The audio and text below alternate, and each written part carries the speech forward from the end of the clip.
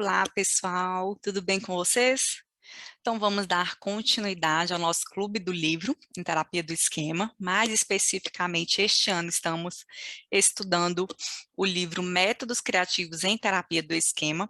E hoje a gente vai estudar um pouquinho aqui o capítulo 8, que foca o exercício com imagens na vida atual, com situações mais recentes. Então, este capítulo ele vai trazer uma variação da técnica da reescrita de imagens clássica, que a gente já tem. O que eles vão trazer de único neste capítulo são as técnicas apresentadas que vão direcionar a atenção tanto do terapeuta quanto do paciente para situações mais carregadas emocionalmente na atualidade. Isso vai facilitar a compreensão, o processamento, o ensaio e a reescrita, né, que às vezes as situações elas ainda estão se desenrolando e como que a gente pode trabalhar isso para poder fazer um exercício com imagens também com situações atuais, tá?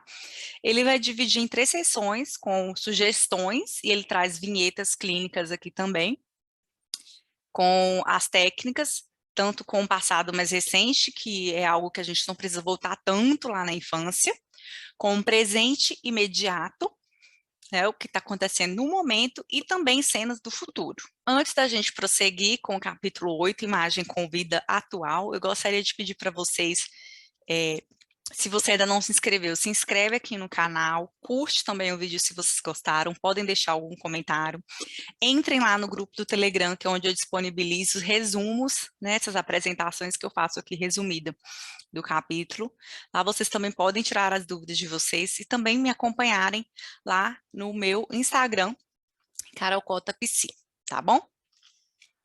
Aqui, como eu falei, o que este capítulo vai trazer então, que é uma variação aí da técnica de reescrita da imagem clássica, e a gente vai passar rapidinho aqui, é um capítulo que ele é inclusive mais curto, a gente não vai demorar tanto nele, para poder falar sobre um passado recente, o presente imediato e cenas do futuro, como que a gente pode trabalhar isso.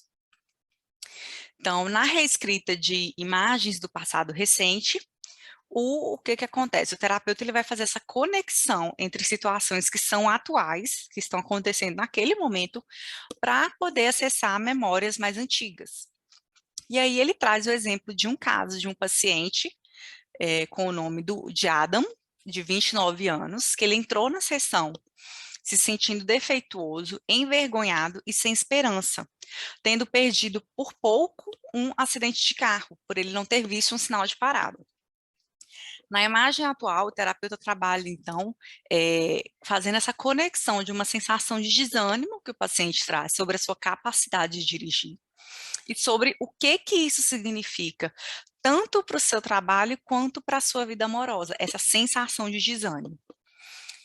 O uso de uma ponte de afeto, né, que é fazer essa correlação dessa sensação, permitiu que Adam e o seu terapeuta vissem a semelhança emocional entre esta cena e muitos exemplos anteriores de humilhação.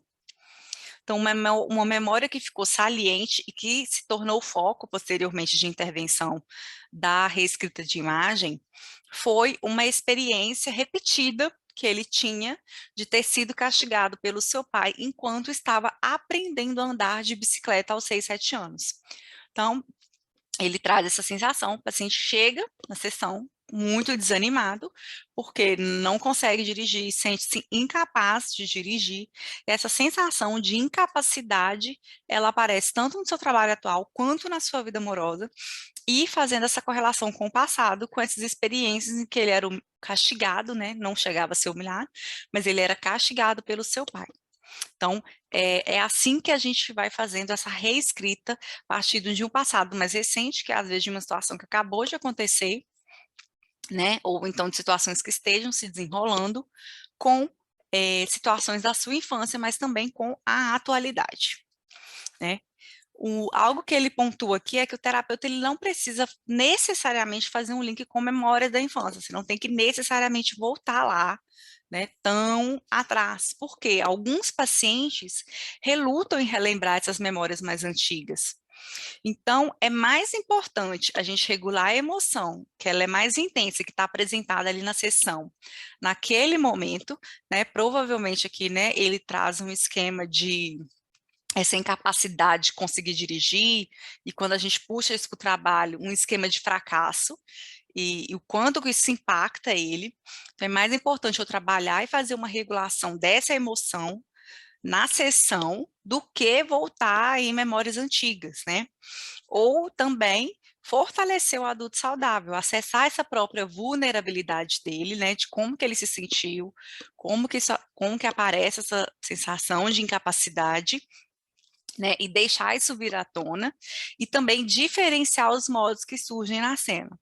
E daí o que que acontece? Ele traz um exemplo aqui, uma vinheta, né, da conversa do exercício de imagem, em que esse mesmo paciente ele vai trazer uma situação atual também no trabalho dele, e que ele teve uma semana muito difícil no trabalho e que o chefe dele passou por ele e nem olhou para ele. Então, essa é uma situação atual que eles fazem esse exercício, né, de voltar para a cena e ele relembrar lentamente tudo o que aconteceu, onde é que ele estava, o que ele estava sentindo, como é que foi quando o chefe passou por ele, o que que ele sentiu, o que que passou pela cabeça dele. E aí o terapeuta vai trabalhando os modos que aparecem nessa cena. Então, aparecem alguns modos do paciente, e o foco aqui, ele acaba sendo em focar, então, no adulto saudável, mas também de fazer essa diferenciação, como que uma situação faz a ativação de um esquema e como que entram em ação diferentes modos. Então, não necessariamente a gente precisa partir de uma situação atual, né, para resolver um esquema, trabalhar um esquema, a gente não tem que necessariamente voltar numa memória mais infantil. Mas como o trabalho, né, a terapia, ela é processual e chega em determinados momentos que a gente precisa dessa memória mais infantil, se você tem essa memória, se você conseguiu investigar isso aí, você reserva ela para poder voltar em um determinado momento. Mas, realmente, o objetivo aqui é inovação, é como trabalhar, através de exercícios de imagem, cenas que estão acontecendo no momento e que ainda estão se desenrolando. A segunda parte, então, do capítulo vai ser nas técnicas focadas no presente. Então, os autores trazem que as técnicas de imagens, elas podem ser utilizadas para focar na experiência imediata do paciente, né? O que está acontecendo naquele momento.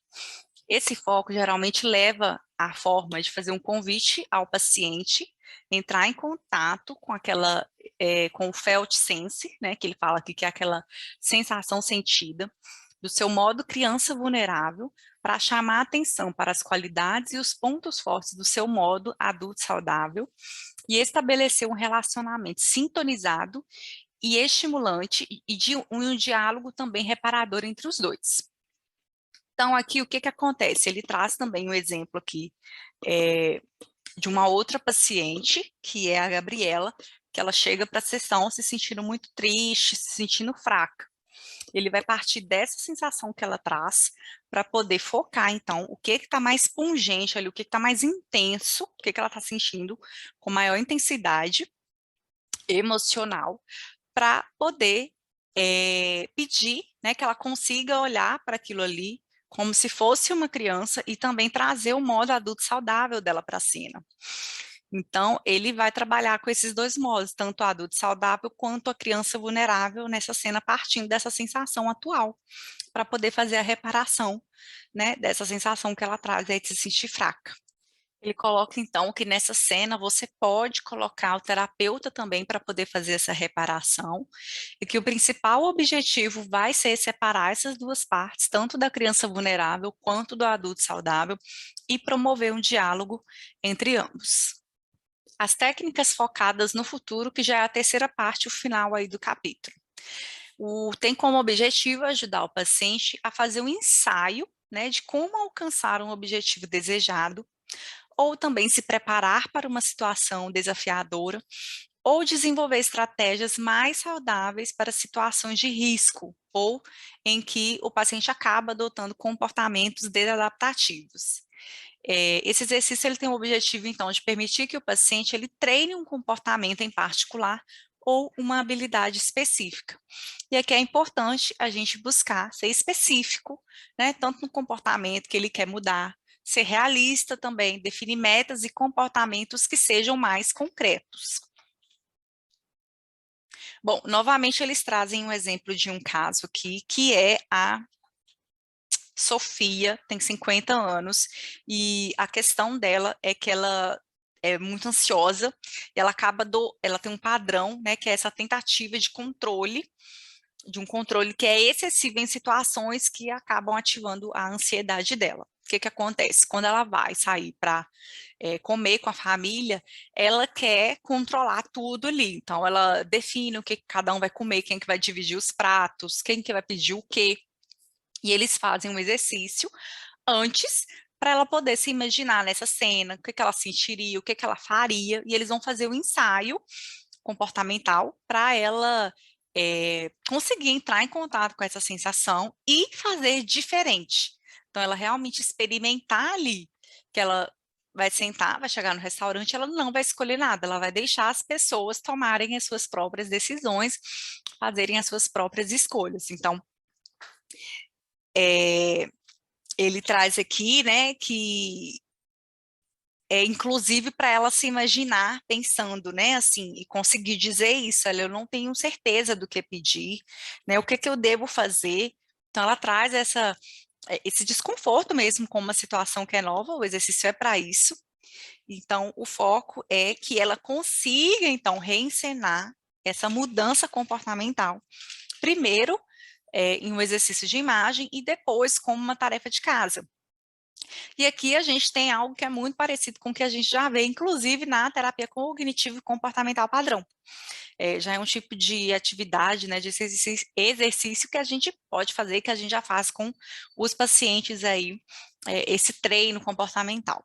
A chave aqui desse exercício, dessa estimulação, são dois processos. O primeiro processo aqui que eles nomeiam como um contraste mental, que é realmente de você trazer essa parte racional para poder imaginar como que seria a situação, como que ela poderia acontecer.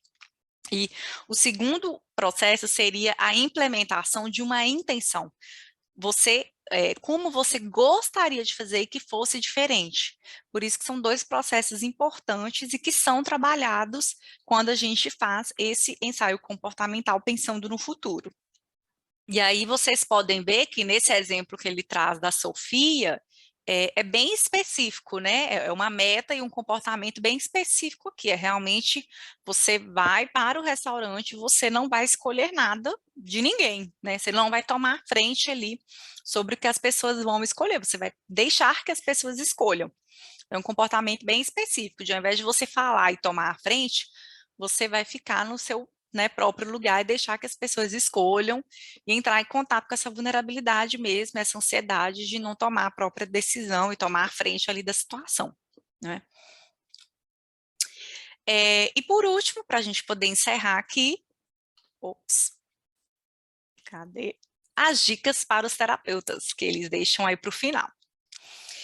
As imagens da vida atual, elas podem aumentar a conscientização e a diferenciação entre os modos. Então, é por isso que é importante a gente trabalhar isso, porque está acontecendo naquele momento, o paciente está bem em contato com isso, e ele consegue também fortalecer o modo adulto saudável do paciente, e este mesmo modo também reparar o modo criança quando ele aparecer e fazer o ensaio de uma mudança de comportamento. Então, como em outras formas de imagens, quando os pacientes lutam para expressar vulnerabilidade, os terapeutas eles podem pedir-lhes para observar ou ver a sua criança vulnerável. Então, observe a sua criança, né? E retransmitir as suas observações, em vez de experienciar a própria criança. Então, em vez de você se colocar no lugar da criança, é como que você se sente quando você vê essa criança. E isso pode dar, então, uma sensação mais clara e pungente da dor central, daquilo realmente que está doendo, né, que está mais forte, e do que aquela criança realmente precisa naquele momento. Você pode optar por usar essa abordagem como um primeiro passo também no trabalho de imagem, se o seu paciente está relutante em se envolver com um material histórico, ou se o evento recente é particularmente angustiante e requer reescrita. De novo, é isso, tem pacientes que ficam mais relutantes ou têm mais dificuldade também mesmo de lembrar de memórias infantis. Então, a gente começa do que a gente tem na atualidade e também porque, às vezes, a situação atual, ela precisa ser administrada ali emocionalmente e eu preciso enfocar, acolher o meu paciente muito mais do que fazer, né, um exercício e voltar ali na infância, tá? É isso, pessoal. Espero que vocês tenham gostado. Agradeço vocês por terem ficado aqui até o final. Muito obrigada e até a próxima. Um beijo.